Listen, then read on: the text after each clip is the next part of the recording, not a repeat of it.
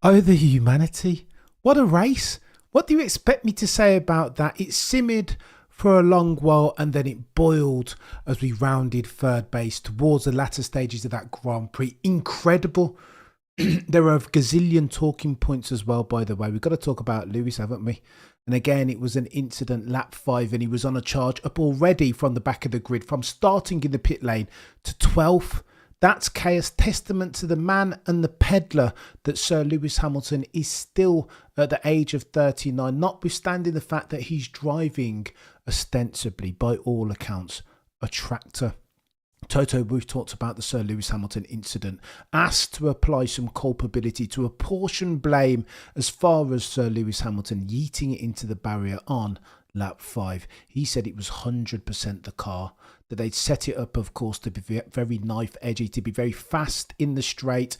But again, you have these instances, notwithstanding the fact that they reconfigured the suspension between sessions pre-race and broke the curfew, that car was still far too knife edgy, and it basically took Lewis Hamilton off into the barrier. Toto, the boy who cried Wolff's words, not my own. Lewis absolutely played no part in culpability as far as his incident. George Russell as well. Toto got very techie, did he not? Talking about the FIA being super biased. He was talking not this time about Lewis, but about King George Russell, first of his name. A 5-second penalty for his overtaking manoeuvre on Bottas. We will have to talk about the FIA in short order, but that's the main event, right? When we talk about Lando and Max, there were other plot lines. Colapinto and Lawson both beating their teammate, both of whom who have much more experience than them. We are in the rookie era, are we not? Liam Lawson, absolutely fantastic drive, nailing Yuki Tsunoda by virtue of his ability to run long, do a one-stop, absolutely god tier. Helmut Marko has said of Yuki Tsunoda that his chances are limited of being promoted to the sister team Red Bull Racing if indeed he can't get his temperament underway. And this, as far as the USA Grand Prix, was a case in point of that.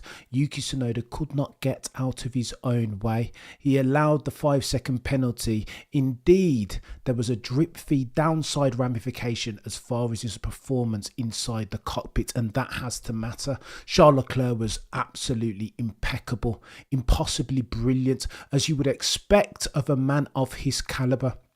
Brilliant start. Knew, he said, that Max Verstappen was going to go super aggressive into turn 1.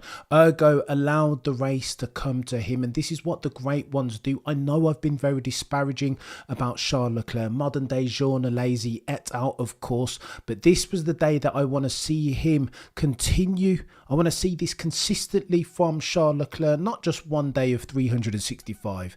That dude is absolutely fantastic. Pace, everything. He did the hard things and made them look easy.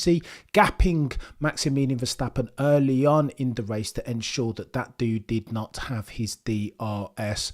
Oh, the humanity. And then we get to the main event, Max Verstappen and Lando Norris. Listen, let me say, for the avoidance of doubt, preface everything I'm about to say about Lando Norris with this: that dude is a god tier peddler, fast as anything, racecraft for days. But yet and still, there is a soft, vulnerable underbelly. At the start, I feel like Lando Norris's race was lost.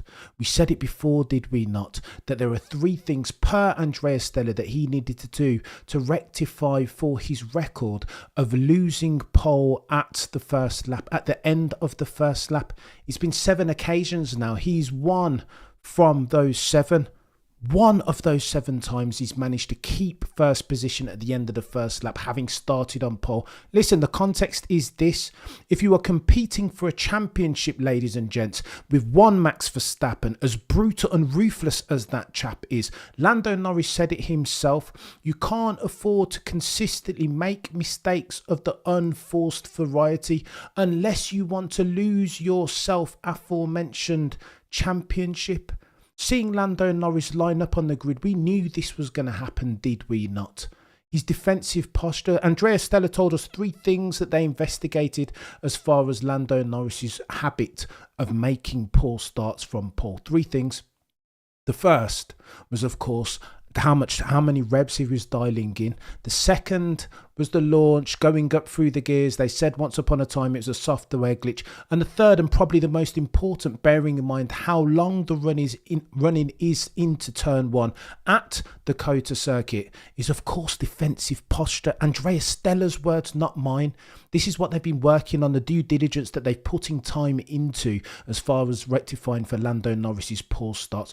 Where then?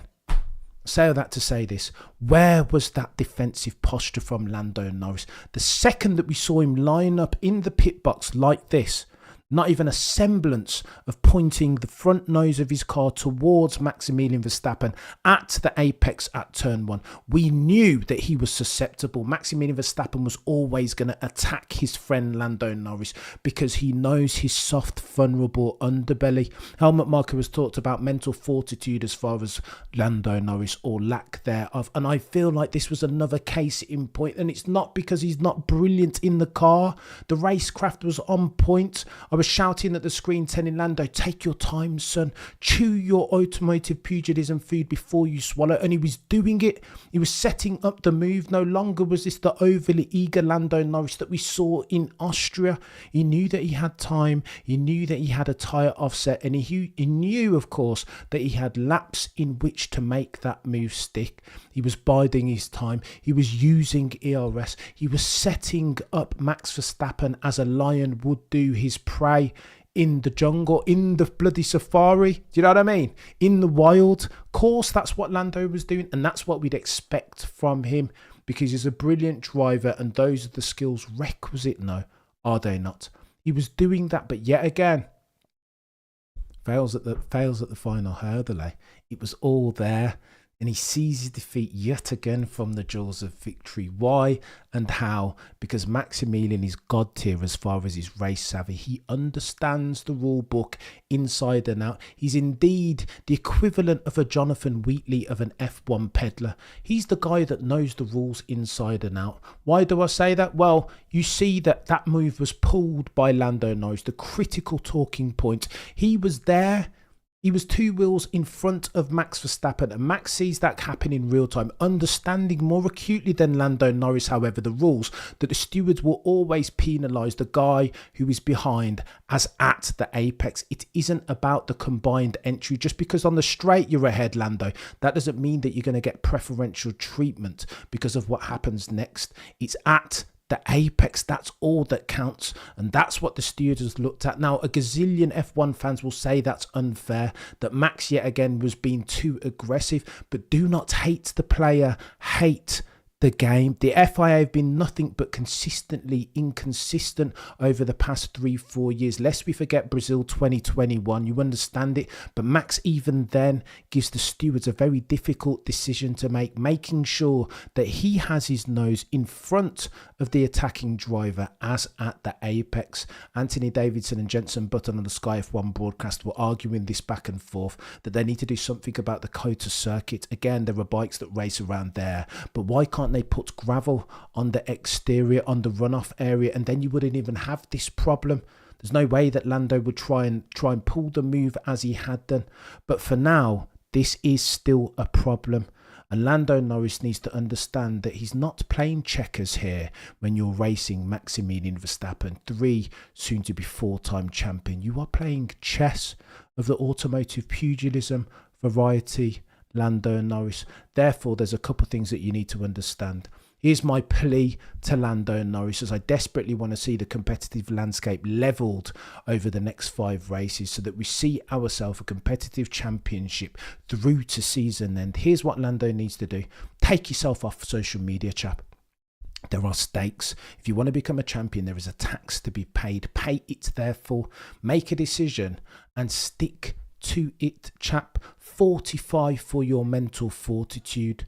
Understand what you want. There is gap analysis, right? And A to B. Nail it, therefore. This, per Eminem, is a lifetime opportunity. Seize it, therefore, Lando Norris. As far as racing, understand, go and diatribe for the reasons why you're not able to get off of pole. Again, it is 3 things: your defensive posture, your launch, and your ability to get up through the gears. Be defensive, therefore, when you have Max Verstappen breathing up your inside. Never leave a shark a sight of blood. Why are you talking about, Cameron? Well, of course, Max Verstappen's going to dive up the inside. If you leave him room enough, you know that. You're only going to go and watch the tape of Max Verstappen. He's a killer. If you show him the inside, you are gonzo. Inside attacker privilege. We know this. This has always been the case. The oldest truism as far as F1 is concerned. What are we doing therefore, Lando? Up the outside, round the outside of one Maximilian Verstappen, expecting somehow that manoeuvre to stick. I can go and buy lottery tickets as well on Saturday, but that doesn't mean I'm going to win. Stack the probability in your favour, Lando. Brilliant driver, but I'm disappointed by the fact that this dude keeps on making mistakes, errors of the unforced variety. But not only that, the same ones over and over again. There is a way to beat Maximilian Verstappen, we've said it on a gazillion occasions, and it looks like the way Sebastian Vettel won his 4 championships, out-qualify him, lights the flag victories. It's too hard to overtake this chap with any sort of frequency cleanly, not leave it in the hands of the judges, the FIA stewards per se. It's too hard. You want to, F1 is difficult enough, a piranha's tank of a sporting endeavour, so therefore you don't want to leave it in the hands of the judges. It's got to be line of least resistance, surely, Lando.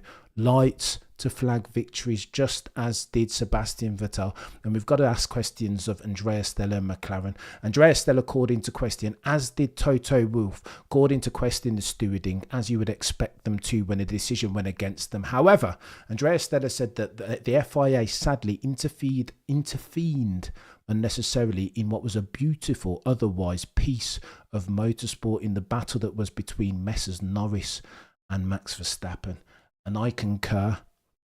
But Andrea Stella, you've got to take some culpability in this, because if you are a god-tier racing mind, as I think you are, surely you see what's coming down the pipe. You understand the FIA and they're being consistently inconsistent. You see that Maximilian Verstappen has put forth a decision that they need to make. Ergo, you have a driver in the fastest car with a tyre offset in Lando Norris. There is 5 laps to go. Order Lando Norris, therefore, to give the place back. Or maybe I'm missing something. Maybe Andrea Stella strategically is playing chess and not checkers. Maybe I've missed something. That you get fed up with Zach Brown and his antics. Well, he's a David Brent of a manager, isn't he? I get what you're saying. But I mean, somebody's got to go toe-to-toe with Christian Horner, right? Say all that to say this. Maybe Andrea Stella's got something right. Maybe he's now currying favour with the FIA. He said that this is the end of the matter and we're not going to pursue it. There will be no appeal.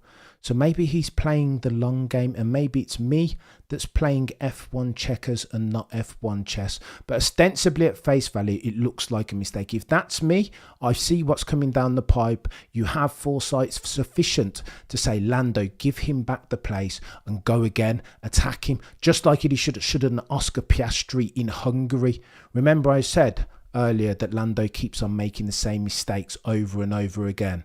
Not massively material consequence, but they stack up cumulatively. And ultimately, if Lando Norris doesn't right that ship, the good ship error of the unforced variety, then he's doomed to repeat the mistakes of Christmas past.